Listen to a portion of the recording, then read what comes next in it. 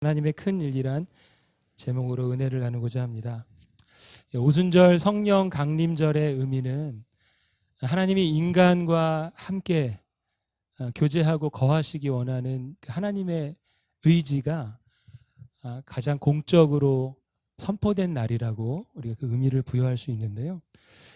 예수님께서 이 땅에 오실 때에는 아주 소수의 사람들만이 그 출생을 목격했습니다. 그러니까 아주 소박하기도 하고 어떻게 보면 초라할 정도로 목동들이라든지 동방에서 온 박사들이라든지 소수의 사람들만이 예수님의 출생을 목격을 했고요. 그리고 예수님께서 마가복음에 나온 것처럼 목수라는 직업을 가지고 거의 30년의 생애를 사신 그 일생에 대해서는 우리가 잘 모릅니다. 성경에 자세히 기록되어 있지 않거든요.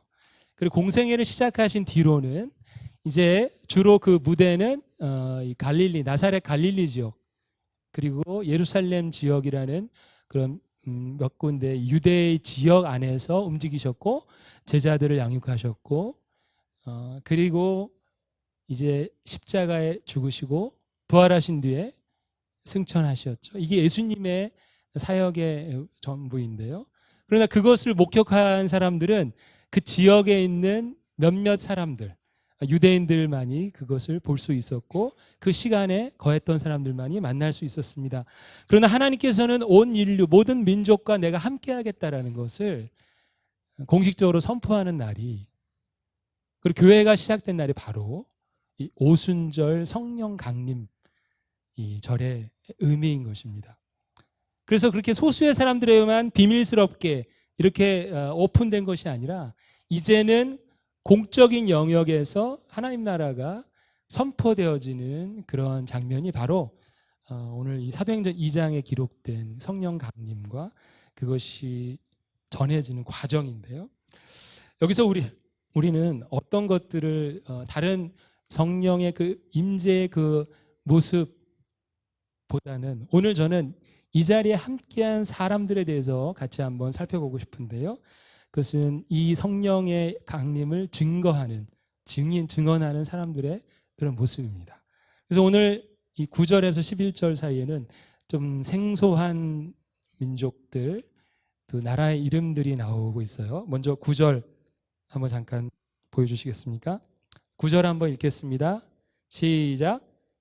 바데인과 메데인과 엘람인과 또 메소포타미아, 유대와 갑바도기아, 본도와 아시아.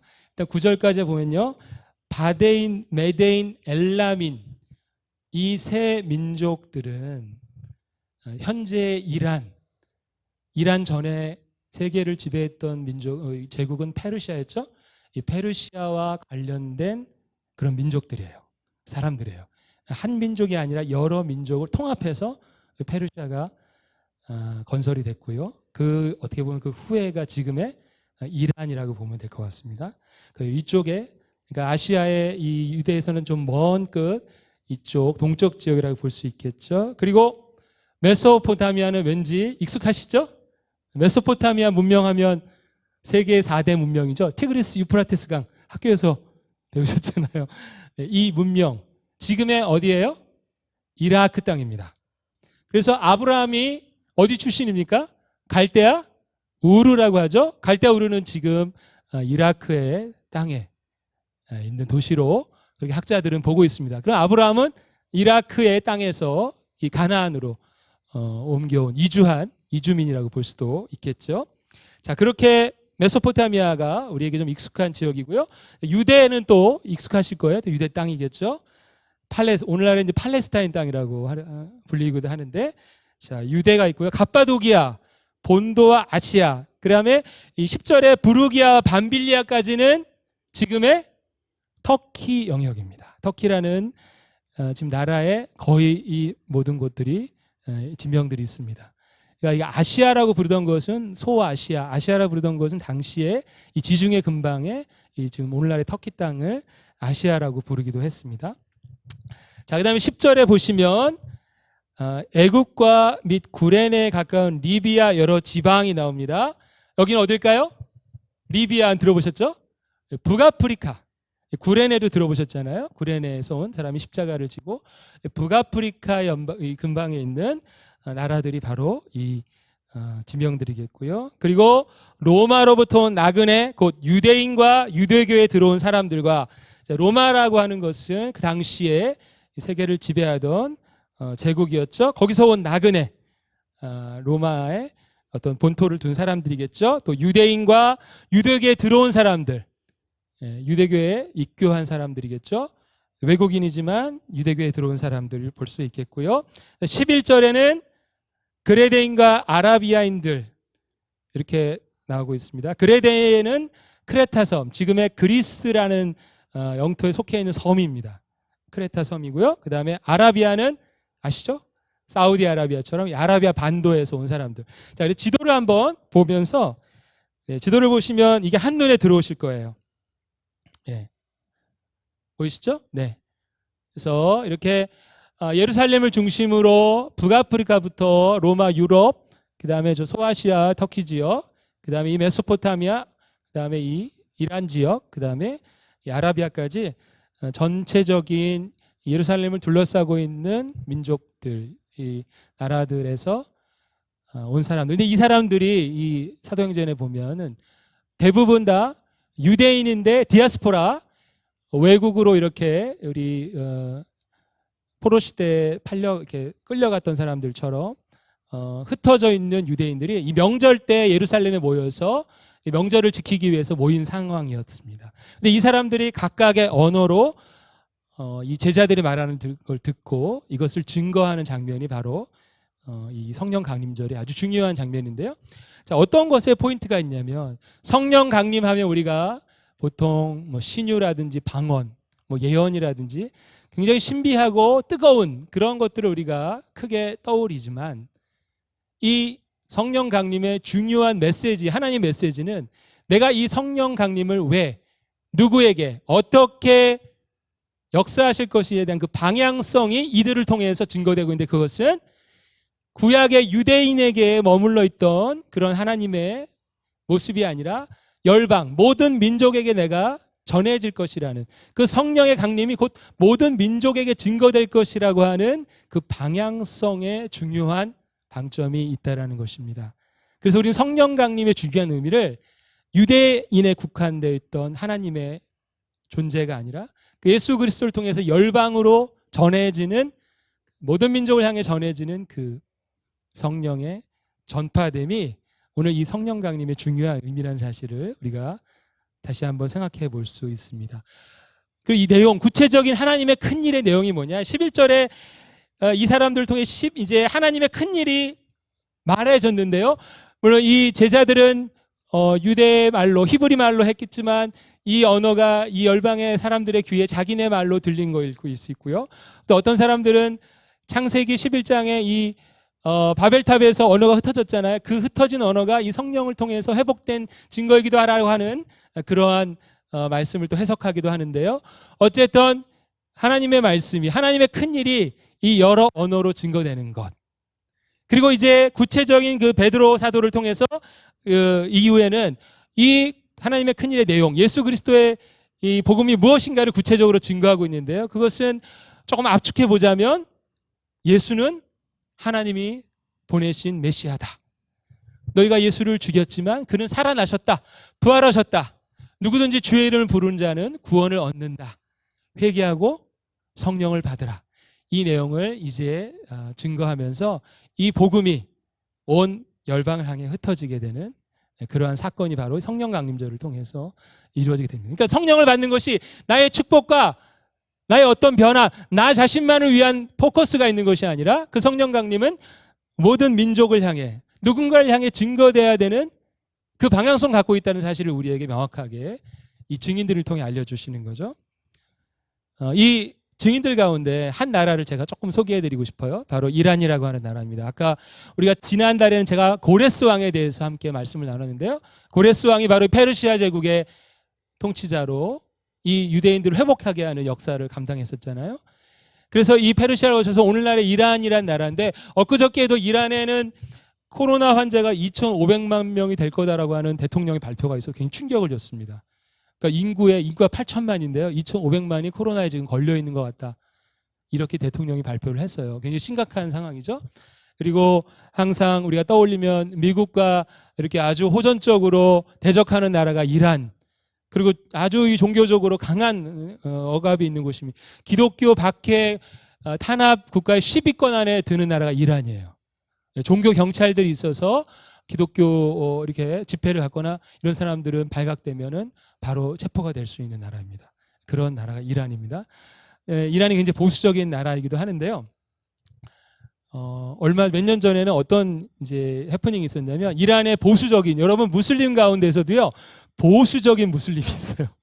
그리고 조금 개방적인 무슬림이, 다 우리가 보면 하나 같지만 조금 다릅니다. 근데 보수적인 무슬림들 어떤 일을 했냐면, 이 이란 사람들이 위성 방송을 굉장히 잘 봐요. 아시죠? 이렇게 안테나 해가지고 스카이 해가지고 그걸 잘 보는데, 위성 안테나 10만 개를 압수해가지고 사형식을 했어요. 그래가지고 탱크로 막 그 안테나를 막 밟고 지나가는 그 퍼포먼스를 했습니다. 왜? 세속에 물들어면 안 된다. 이런 거 보면 안 된다. 너희 그러니까 신앙이 없는 거지.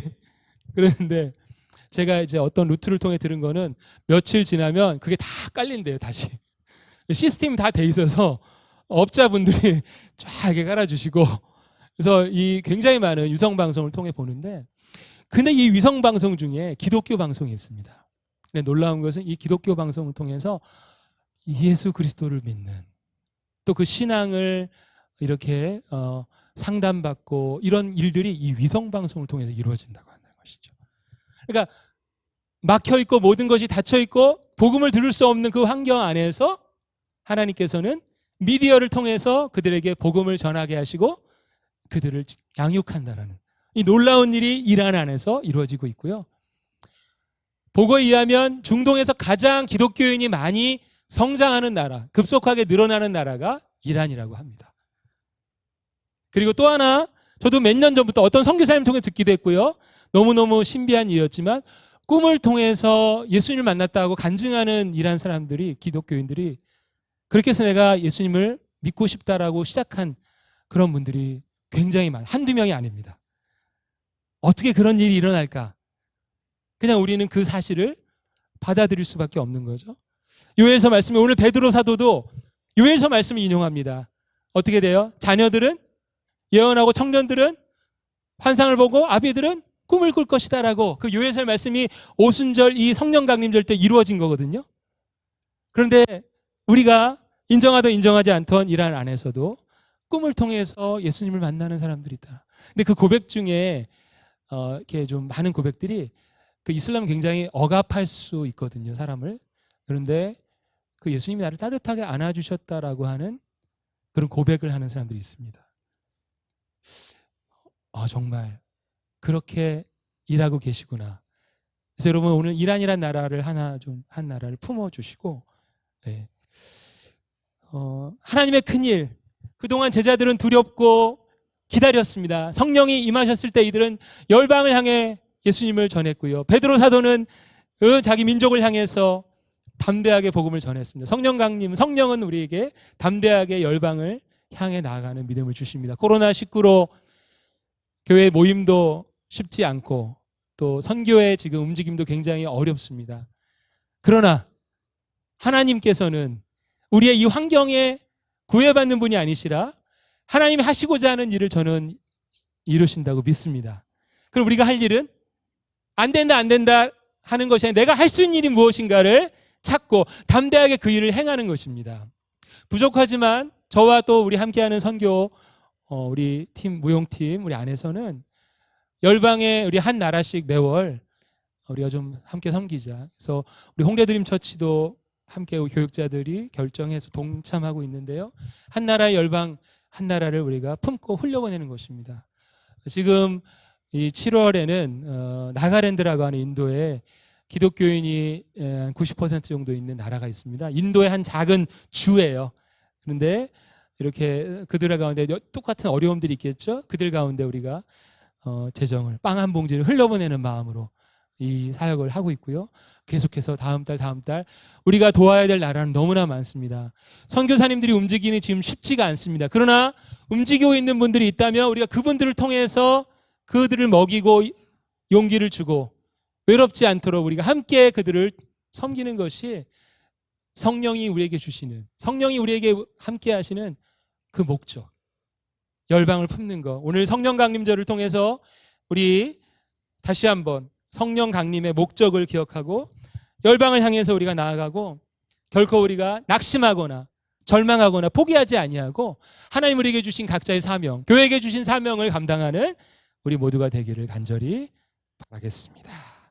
하나님 감사합니다. 성령이 우리에게 오실 때 열방의 언어로 선포되었습니다. 어떤 사람들은 조롱하고 술 취한 것이 아니냐라고 비웃었지만 담대하게 그 복음은 전 세계로 전파되었고 지금도 온 세계에 하나님의 말씀이, 그 예수 그리스도가 증거되고 있습니다. 그러나 코로나19로 많은 부분들이 막혀 있고 닫혀 있고 움직이기 어려운 상황입니다. 하나님은 크신 분이시기에 이 상황에 구애받는 것이 아니라 우리를 통하여서 더 간절히 기도하며 하나님의 일들을 하기를 원하는 줄로 믿습니다. 하나님 우리에게 용기 주시고 담대하게 주의 일을 감당할 수 있도록 도와주시옵소서. 주 예수 그리스도의 이름으로 기도하옵나이다. 아멘.